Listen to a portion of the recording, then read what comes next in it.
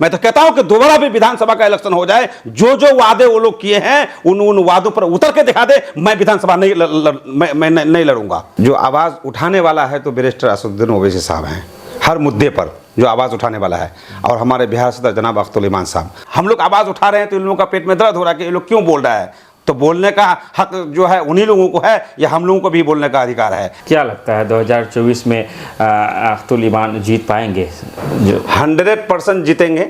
मैं तो कहता हूं जनता को, मैं जनता से एक बार गुजारिश करता हूं कि इस बार जो है लोकसभा का हमारे सदर जनाब अख्तुल ईमान साहब को मौका दे। इंशाअल्लाह मैं तो कहता हूं कि आवाज़ उठाने में कमी नहीं है, आवाज़ को उठाएंगे, इंशाअल्लाह काम भी करके दिखाएंगे हम लोग। सीमांचल के अंदर जो सोतेलापन वाला जो व्यवहार का काम है, सरकार हमारे सीमांचल के अंदर सबसे ज़्यादा सोतेलापन वाला काम कर रहा है। और हम लोगों का यहाँ का जो गद्दी में बैठे हुए हैं MLA MP साहब, ये लोग क्या गोंगे और बहरे हो गए हैं? ये लोग क्यों नहीं जनता को लेकर आवाज़ उठाते हैं, क्यों नहीं रोड को घेरते? हम लोगों को राजनीतिक नहीं करना है, हम लोगों को राजनीति से कोई मतलब नहीं है। हम लोगों को जनता को सुविधा मिल जाए, जनता परेशानी से बच जाए, यही हम जो है चाहते हैं। मजलिस का एक ही काम है कि वो आवाज़ को उठाने वाला लोगों तक पहुंचाने का काम करता है। ये बैरिस्टर असदुद्दीन ओवैसी साहब। सलाम आदाब, मैं रमीज़ रेज़ा, आप देख रहे हैं KDV लाइव। हम मौजूद हैं ऑल इंडिया मजलिस इत्तेहादुल मुस्लिमीन के टिकट से किशनगंज जिले के ठाकुरगंज विधानसभा अंतर्गत चुनाव लड़ने वाले शख्सियत महबूब आलम साहब के बीच। ऑल इंडिया मजलिस इत्तेहादुल मुस्लिमीन के टिकट से ये ठाकुरगंज से चुनाव लड़े थे। सबसे पहले KDV लाइव के हमारे इस प्लेटफॉर्म में हम आपका वेलकम करते हैं, जो कि पहली दफ़ा हम आपके पास आए। मैं भी आपका शुक्रिया अदा करता हूँ KDV लाइव का, कि आपने अपने कीमती वक्त जो हमको दिए, आप बहुत बहुत आपका शुक्रगुजार हूँ मैं। चूँकि आप मस्जिद के टिकट से ठाकुरगंज में चुनाव लड़े थे और पहली दफ़ा आपने लड़ा और कोशिश भी की और अच्छा खासा वोट भी आप लेकर आए थे, तो पहला सवाल आपसे हम ये जानना चाहेंगे कि आगे की रणनीति विचार क्या कुछ हो रहा है आपका? जी, जो है MLA का जो है इलेक्शन हम लड़े, और उनके बाद जो है मेहनत तो जारी है ही है ठाकुरगंज 53 में, और उनके बाद जो है फिर वाइफ जिला परिषद का इलेक्शन लड़ी, उनका भी मेहनत हमने किए। और मजलिस को मजबूती के साथ अगर जो थामे हुए हैं तो वो मैं ही हूँ, और इंशाअल्लाह मजलिस में हम बिल्कुल जमे हुए हैं और जमे हुए रहेंगे। 2025 से पहले लेकिन 24 के सफ़र से होकर गुजरना पड़ेगा, और उसमें अख्तुल ईमान साहब 2019 में तीसरे पायदान पर आ गए थे। क्या लगता है 2024 में कुछ बढ़ोतरी कर पाएंगे? हम लोग मेहनत कर रहे हैं, मेहनत जारी है, और अल्लाह चाहे तो हमारे सदर जनाब अख्तुल ईमान साहब को इस बार कामयाबी ज़रूर मिलेगी, और भरपूर कामयाबी मिलेगी। बैरिस्टर असदुद्दीन ओवैसी साहब, मैं एक ही बात कहना चाहता हूं आपको और पूरे समाज के लोगों को, सीमांचल के, मैं जो आवाज़ उठाने वाला है तो बैरिस्टर असदुद्दीन ओवैसी साहब हैं, हर मुद्दे पर जो आवाज़ उठाने वाला है। और हमारे बिहार सदर जनाब अख्तुल ईमान साहब, हम बोलेंगे ही नहीं तो हमारा काम कैसे होगा? हम गोंगे और बहरों के जैसे सिर्फ अपने अपने जो है विधानसभा के अंदर हम लोग हल्ला करते हैं और आवाज़ उठाते हैं, लेकिन विधानसभा का भी कोई कामकाज नहीं हो पा रहे हैं। जैसा कि मौका हमारे सदर जनाब अख्तुल ईमान साहब को एक बार जनता देगा, इस बार हमें यकीन है इस बात का। बीते 2-3 दिनों से देश में जो माहौल बनाया जा रहा है, या फिर जिस तरह की चीज़ें हो रही है, ट्रेन में 3-4 लोगों की हत्या कर दी जाती है, गोली चला दिया जाता है, जिनके कांधों पर हमारी सुरक्षा की जिम्मेदारी होती है, हम जवानों द्वारा हत्या किया गया है।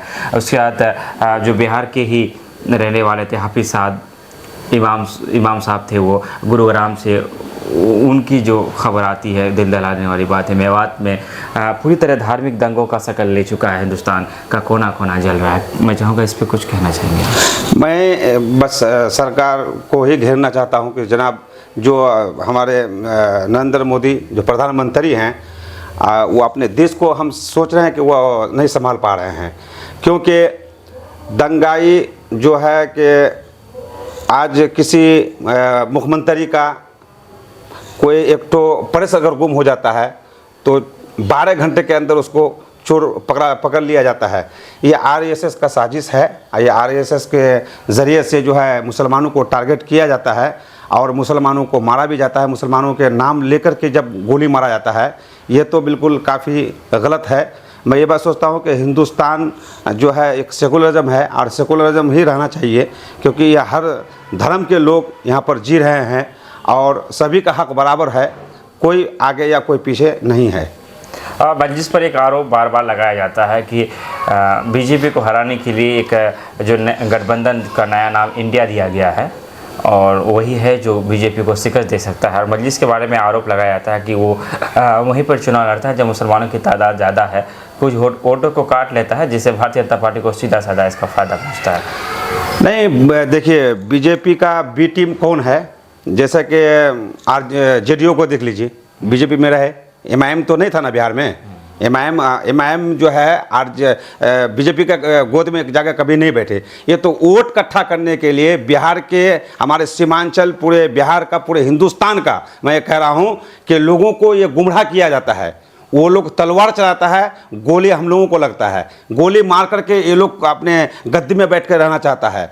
मेरा कहने का मतलब है कि बैरिस्टर असदुद्दीन ओवैसी साहब अगर आवाज़ उठाते हैं तो गलत आवाज़ तो नहीं उठाते हैं, चाहे वो हिंदू हो, दलित हो, मुस्लिम हो, सिख हो, ईसाई हो, हर किसी के लिए वो आवाज़ उठाते हैं। तो आवाज़ उठाना पार्लियामेंट में, लोकसभा में जो आवाज़ उठा रहे हैं, तो ये तो गलत नहीं है ना कि आवाज़ उठाते हैं। कौन उठाते हैं? वही लोग आवाज़ उठाते हैं। ये लोग जो है आवाज़ को दबाने का कोशिश कर रहा है। मजलिस का एक ही काम है कि वो आवाज़ को उठाने वाला लोगों तक पहुंचाने का काम करता है। ये बैरिस्टर असदुद्दीन ओवैसी साहब या उनके कोई भी लीडर हो मजलिस का, वो आवाज़ को उठाने के लिए जो है तैयार रहते हैं। वो अपने जान को जोखिम में डाल करके अपने आवाज़ को आवाम तक पहुँचा कर छोड़ते हैं। क्या लगता है 2024 में अख्तुल ईमान जीत पाएंगे? जो 100% जीतेंगे इंशाअल्लाह। जीत हार तो अल्लाह के हाथ में है। हम लोग मेहनत कर रहे हैं। हमारे सदर जनाब अख्तुल ईमान साहब भी मेहनत कर रहे हैं। जितने कार्यकर्ता है, जितने जो है हमारे टीम के लोग हैं, सब जो है जी जान लगा करके मेहनत कर रहे हैं और इंशाअल्लाह हम लोगों को कामयाबी मिलेगी। 12वीं की घटना को आपने देखा होगा, सोशल मीडिया और प्रिंट मीडिया सब ने इसको जगह भी दिया था, जिससे बिजली की मांग कर रहे थे, जो कि हमारा संवैधानिक अधिकार भी है। वहाँ प्रशासन की फायरिंग में 2 लोगों की मौत हो जाती है, जिसमें सदर अख्तुल ईमान और तमाम तरह यहाँ के भी लोकल लीडर वहाँ जाने का काम किया था। मैं चाहूँगा उस पर कुछ बात रखें। बस मैं एक ही बात कहूँगा कि तमाम लीडर जब मौत हो जाए तो वहाँ जाने के लिए काम करेंगे। वक्त और हालात को नहीं देख रहे हैं कि काम को सुधार कर हम पहले करें। बिहार के अंदर सबसे ज़्यादा अगर बिजली का ठप है अगर, तो सीमांचल के अंदर हम लोगों का है। क्योंकि आज 24 घंटे के अंदर अगर मान के चलिए, हमारा ठाकुरगंज हुआ, दिगलबैंग जो है, किशनगंज हुआ, जो ये पूरी सीमांचल का मैं बात कर रहा हूँ, 24 घंटे के अंदर 15 से 16 घंटा भी बिजली सप्लाई नहीं दे पा रहे हैं सरकार। तो इसके लिए लोग परेशान हैं। गर्मी शिद्दत का है और लोग क्या करेंगे? लोग तो आवाज़ उठाएंगे, लेकिन अगर प्रशासन को भी फ़ोन करे, एसडीओ साहब जो बिजली विभाग के हैं उनको फ़ोन करो तो फ़ोन रिसीव नहीं करता है। यानी कोई भी इस बात पे अमल दखल नहीं करता है। ये तो दादागिरी वाला राजनीतिक चल रहा है। ये प्रशासन भी दादागिरी कर रहा है, किसी का बात को कोई जो है अहमियत नहीं देता है कि कौन फ़ोन कर रहा है, नहीं कर रहा है, क्या कारण है, इसका जो है क्या सोल्यूशन निकालना चाहिए। ये तो जो अभी एमएलए हम लोग का जो बन के बैठे हुए हैं, जैसा कि हमारे सऊद असार साहब को आवाज़ उठाना चाहिए, जैसा कि इजहार एसपी साहब हुआ, अंजर नईमी साहब हुआ। हम किसी का गलत बात नहीं करना चाहते हैं कि ये लोग मजलिस में रहे, मजलिस में रह करके फिर ये लोग छोड़ दिए। तो ये लोग जो छोड़ दिए तो इन लोगों को तो काम को सुधार करना चाहिए ना, क्योंकि ये लोग सरकार में है। तो ये लोग फिर भी आवाज़ क्यों नहीं उठा रहे हैं? हम लोग आवाज़ उठा रहे हैं तो इन लोगों का पेट में दर्द हो रहा है कि ये लोग क्यों बोल रहा है। तो बोलने का हक जो है उन्हीं लोगों को है, या हम लोगों को भी बोलने का अधिकार है, क्योंकि हम लोगों को परेशानी है। मजलिस वालों को, हम लोगों को परेशानी नहीं, पूरी जनता को परेशानी है इस बात से। ये लोग यहाँ से, मैं एक बात कहना चाहता हूँ आपके चैनल के माध्यम से, ये लोग जो मजलिस को छोड़ के यहाँ से गए तो सरकार बनाए ये लोग, आरजेडी जेडीयू दोनों गठबंधन होकर के। तो ये लोग सरकार बनाने के बाद आज भी देखिए हमारे ठाकुरगंज 53 या किशनगंज में मानंदा बेसन का जो स्पेशल पैकेज है वो आज तक नहीं मिला। अब जैसे कि हमारे बैरिस्टर असदुद्दीन ओवैसी साहब आज से 4-5 महीना पहले खरखरी भेरभेरी का खारी घाट का दौरा लगाया और तुरंत जो है वहाँ पर तेजस्वी यादव क्या कहा कि 200 करोड़ का जो है ये कर दिए, काम हो जाएगा। क्या अब तक वो पेंडिंग में पड़ा हुआ है? 5 साल से लड़ रहे हैं हम लोग खरखरी भेरबेरी के घाट के लिए कि हम लोगों को 83-84 किलोमीटर घूम के वहाँ से वापस घूम के किशनगंज आना पड़ता है। हमारी माँ बहनों को जो है कश्ती में ही जो है उनका जो है अपने बच्चे को जन्म देना पड़ता है, और इतने जो है परेशानी का सामना करता है। वहाँ हॉस्पिटल जो है नहीं है हम लोगों का, उधर अच्छे स्कूल नहीं है, वहाँ पर अच्छे रोड नहीं है, वहाँ पर गाँव कटान हो रहे हैं, वहाँ पर कोई जो है सुविधा नहीं। बाँस जो हम लोगों का बिहार के अंदर जो बाँस है उसको काट काट करके जो नदियों में गाड़ा जाता है इसको कटान को रोकने के लिए। क्या ये सब चीज़ से कटान रुक जाएगा क्या? इसी चीज़ में जो हम लोग परेशान हैं कि हम लोगों को राजनीतिक नहीं करना है, हम लोगों को राजनीति से कोई मतलब नहीं है। हम लोगों को जनता को सुविधा मिल जाए, जनता परेशानी से बच जाए, यही हम जो है चाहते हैं। क्योंकि ठाकुरगंज विधानसभा से आप आते हैं और वहाँ अब चुनाव भी लड़े हैं, इसलिए 2-3 चीज़ें मैंने नोट किया। एक खरी भेरबेरी का, जिसका जहाँ से कि आप स्थानीय निवासी भी है, आपने उसका जिक्र कर दिया।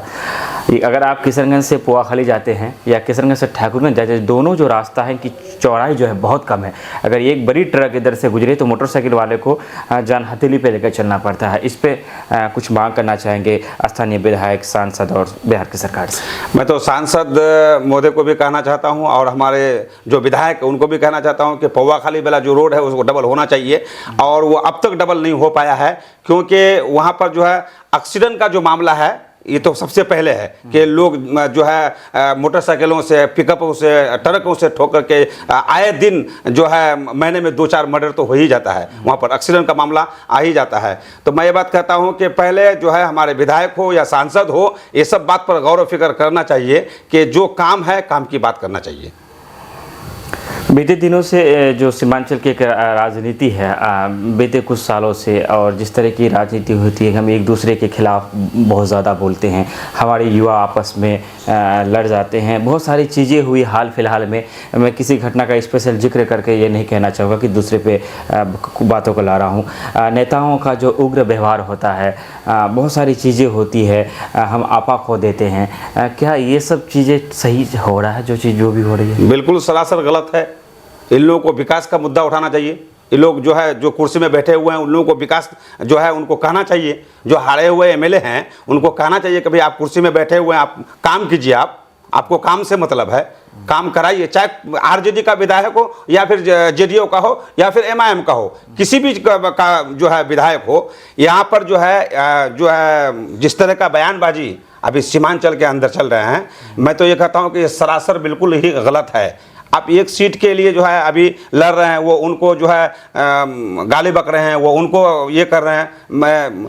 मैं ये बात कहना चाहता हूँ कि सिर्फ ये सब जो है बातें बनाने से ये सब कुछ होने वाला नहीं है। काम करके दिखाना, अपना काम करके दिखाना है, और काम करके जब तक जनता को नहीं दिखाएंगे तो जब तक जनता को तसल्ली भी नहीं होगा कि ये काम कौन कर रहा है।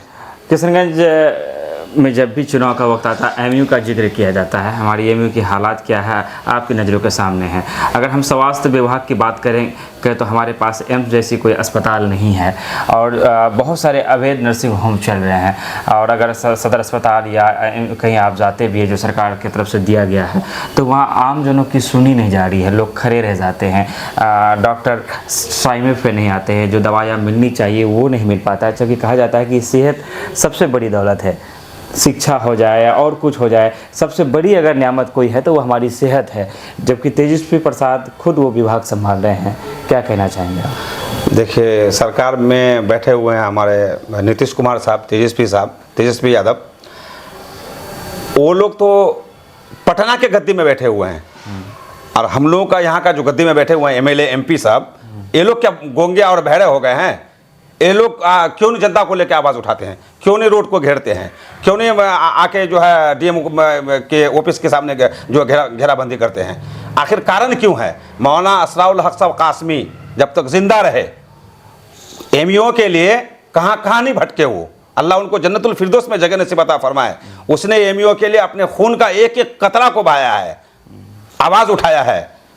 तो उनके बाद से एमईओ के बारे में जब इलेक्शन आए सामने में, जैसे कि अभी लोकसभा का इलेक्शन है, फिर जो है 25 में जो है एमएलए का इलेक्शन होगा, विधानसभा का, जब इलेक्शन आता है तभी पुल का जो जिक्र हो रहा है, एमईओ का जिक्र हो रहा है, और ये जो है हॉस्पिटल का जो है ये जिक्र हो रहा है, तो मेरा कहने का मतलब है कि वक्त से पहले हम लोगों को आवाज़ उठाना चाहिए। जो कुर्सी में बैठा हुआ है उनको आवाज़ उठाना चाहिए, लेकिन ये लोग आवाज़ नहीं उठा रहे हैं। हमें ये बात मालूम नहीं है कि सरकार के दबाव में आके आवाज़ नहीं उठा रहे हैं या क्या चीज़ के लिए आवाज़ नहीं उठा रहे हैं। ये लोग सिर्फ अपने आपस में लड़ने का काम कर रहा है। आवाज़ अब जो है, जो मुद्दों का जो बात है उन मुद्दों से जो है हम लोगों को फिरा रहा है। ये मुद्दों का जो बात अगर उठाते हैं तो वो मजलिस वाले उठाते हैं, हम लोग उठाते हैं और उठाते रहेंगे। मैं तो कहता हूँ जनता को, मैं जनता से एक बार गुजारिश करता हूँ कि जनता जो है ये इस बार जो है लोकसभा का हमारे सदर जनाब अख्तुल ईमान साहब को मौका दे। इंशाअल्लाह मैं तो कहता हूं कि आवाज़ उठाने में कमी नहीं है, आवाज़ को उठाएंगे, इंशाअल्लाह काम भी करके दिखाएंगे हम लोग। IMU का जिक्र आया तो आपने बहुत सारी बातें कही। मौजूदा सांसद डॉक्टर जावेद आज़ाद साहब वो भी पोस्टर लेकर अक्सर खड़े होते हैं और शुरू के दिनों से ही लगातार मंत्रियों के पास और भी जो लोग जुड़े हुए हैं जिनसे फंड मिल सकता है वो जाते रहते हैं, और 2-4 दिन पहले भी वो गए हैं। आवाज़ तो वो भी उठा रहे हैं। आवाज़ को 100 बैनर लेकर खड़ा होकर के अकेला में और जनता को लेकर के करेंगे तो किसमें वजन ज़्यादा है?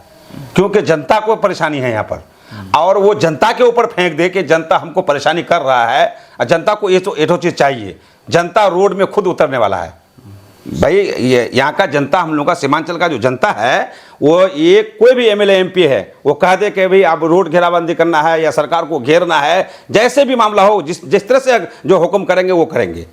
तो मैं कहता हूं कि जनताओं को लेकर के पूरे सीमांचल को के हमारे हिंदू भाई हैं, मुसलमान भाई हैं, दलित भाई हैं, जो भी हैं, सबको लेकर के इन मुद्दों पर लेकर खड़ा होना चाहिए।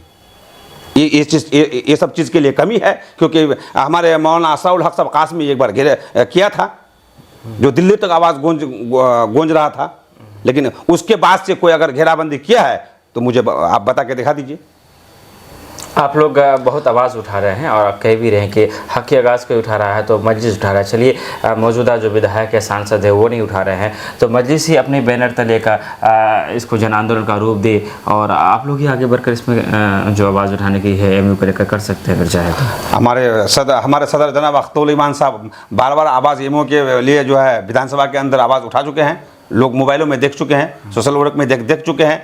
जैसे कि खाड़ी पुल के बारे में बैरिस्टर को दौरा लेके आया, उनके बाद जो है खरखरी भेरभरी के बारे में बैरिस्टर असदुद्दीन ओवैसी साहब को लेके आया। हम लोग जो है हम लोग उनको लेके हम लोग आ रहे हैं। मैं एक बात कह रहा हूं कि ये लोग जितने भी RJD JDO के MLA हैं, क्या तेजस्वी यादव साहब आए हैं, पैदल यात्रा किए हैं? सिर्फ विधानसभा के अंदर ठाटे मारकर बोल देने से नहीं होता है।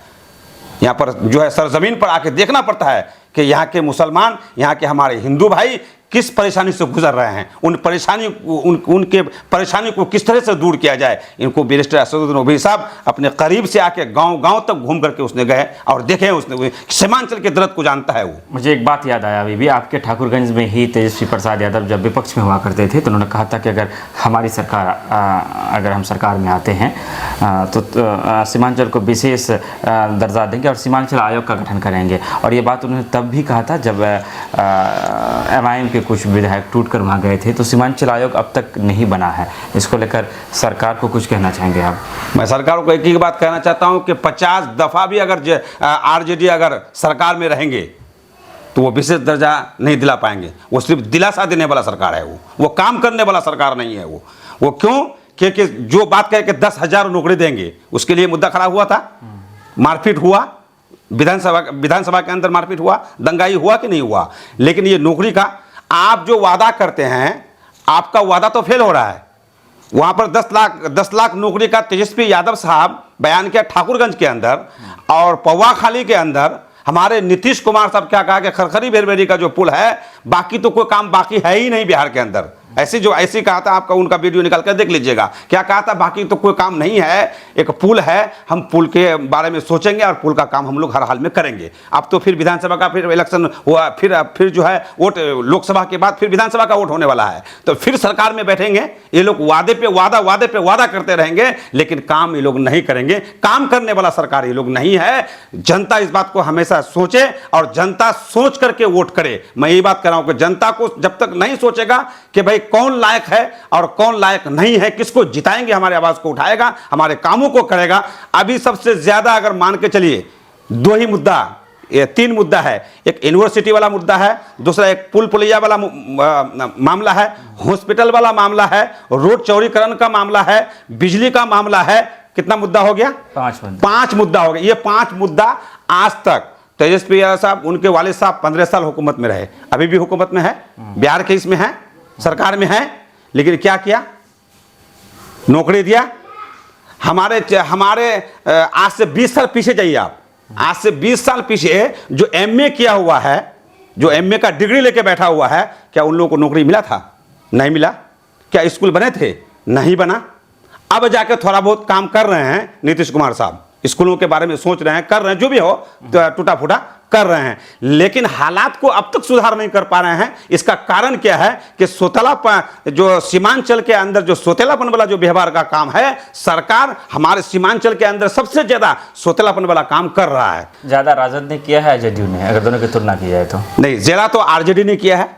मैं खुल के बात कह रहा हूं कि सबसे ज्यादा अगर किया है तो वह आरजेडी ने किया है। अभी एक मामला सामने भी आया, शायद के आपको मालूम होगा कि सहरसावादियों को छेड़ा गया। मालूम है कि एक जो है मुख्यमंत्री के रूप में रहे, पूर्व मुख्यमंत्री जीतन राम मांझी साहब क्या कहे आकर के सीमांचल को गंदा करके, यहाँ पर गंदा राजनीति करके चले गए। क्या मांझी साहब को ये बात मालूम होना चाहिए कि जब आप नीतीश कुमार के साथ थे तो आप इस तरह का बयानबाजी नहीं करते थे, लेकिन जो आप बीजेपी के साथ में जाकर शामिल हो गए तो आप भड़काऊ भाषण देना शुरू कर दिए कि यहाँ का जो है सहरसावादी जो है यहाँ के नहीं हैं, ये सब बाहर से आए हुए हैं। मैं तो मांझी को बोलता हूँ कि मांझी साहब भी कहाँ के हैं, वो अपने इसको देख ले पहले, झांक करके कि मैं कहाँ का हूँ। तेजस्वी पर आपका थोड़ा सा आक्रोश ज़्यादा है, राजद पे प्रहार ज़्यादा कर रहे हैं जदयू के मुकाबले। जो विधायक छीन लिए गए हैं उसका गुस्सा है शायद? नहीं, छीनने का मतलब नहीं है, ये जनता के दिलों के दुख और दर्द जो है ये बयां कर रहे हैं हम, कि बहुत शौक से लोग एमआईएम को वोट किए थे। क्या हम लोगों को हक नहीं है लड़ने का? क्या हम लोगों को आवाज़ उठाने के हक नहीं है? क्या हम लोग एमएलए और एमपी नहीं बन सकते हैं? क्या हम लोग जो है एमएलए का कुर्सी में बैठ कर नहीं रह सकते हैं? क्या हम लोगों का जो है 5 विधायक को उठाया और खरीद करके लेके चले गए?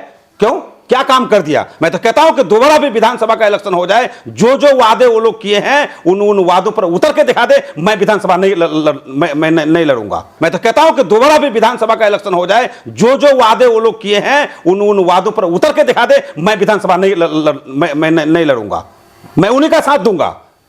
लेकिन वो एक भी काम को नहीं पूरा कर पाएगा। ये मेरा चैलेंज है कि एक भी काम अगर करके दिखा दे अगर तेजस्वी यादव और नीतीश कुमार साहब, तो मैं कहता हूं कि ये कुछ नहीं है, ये सिर्फ बयानबाजी है, ये सिर्फ जो है मोबाइलों पर है, ये बयानबाजी अपने तक बस जेब में रखिए, उनको सुनिए, उनको देखिए, बस यही है, और इसके अलावा कुछ नहीं है। काम पर जाइए तो कुछ नहीं है, कोई काम नहीं, जीरो वाइज सुनना काम है। एक आखिरी सवाल काफ़ी लंबा हो रहा है, हम चाहेंगे कि इसे आप समाप्त किया जाए। सीमांचल में मुसलमानों की आबादी काफ़ी ज़्यादा है और शिक्षा काफ़ी ज़रूरी है, और ऐसे में मदरसों की हालत हमारे यहाँ काफ़ी ख़राब है।